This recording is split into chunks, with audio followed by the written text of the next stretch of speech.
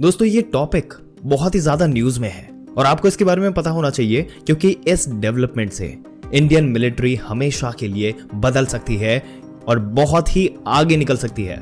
ये हम क्यों बता रहे हैं इस वीडियो में बताते हैं। दोस्तों यहां पर आप देख पाएंगे इंडियन एयरफोर्स जो है, इनके जो चीफ है, चीफ मार्शल, इन्होंने कहा कि इंडियन एयरफोर्स को अब बदल देना चाहिए। इंडियन एयरफोर्स को ट्रांसफॉर्म करके हमें बनाना चाहिए एयर एंड स्पेस फोर्स। दोस्तों समझ रहे हो आप, एयर एंड स्पेस फोर्स।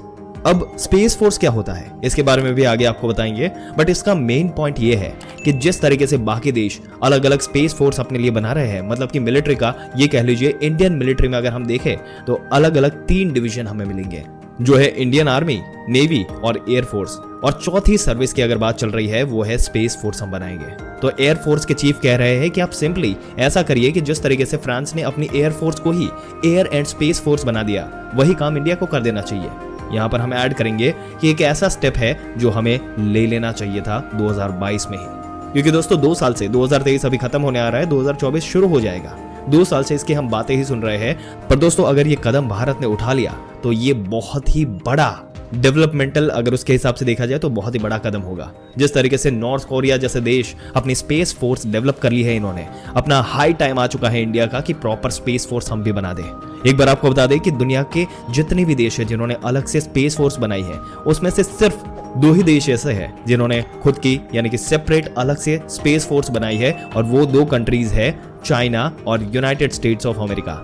अगर हम उन कंट्रीज को देखें जिन्होंने एयर फोर्स के साथ ही मर्ज कर दिया है, एयर फोर्स को एक्सपैंड करके स्पेस फोर्स भी उसी के साथ उसके अंडर ही बना दी, तो यहाँ पर हम देखेंगे France, Colombia, Iran, North Korea.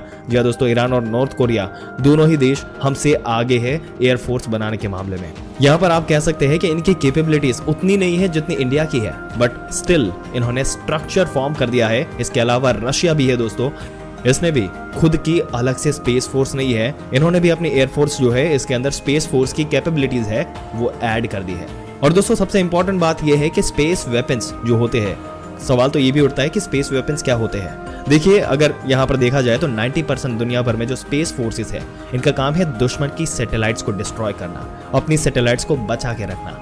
इसके अलावा देखिए अभी भी ज्यादा स्पेस फोर्स में स्कोप नहीं है। इवेंचुअली जैसे जैसे टेक्नोलॉजी डेवलप करती है ये चीजें सामने आती जाएगी, बट अगर दूसरे कंट्रीज के सैटेलाइट हम डिस्ट्रॉय करने में केपेबल है, इसका मतलब है कि स्पेस फोर्स की कैपेबिलिटीज अच्छी है।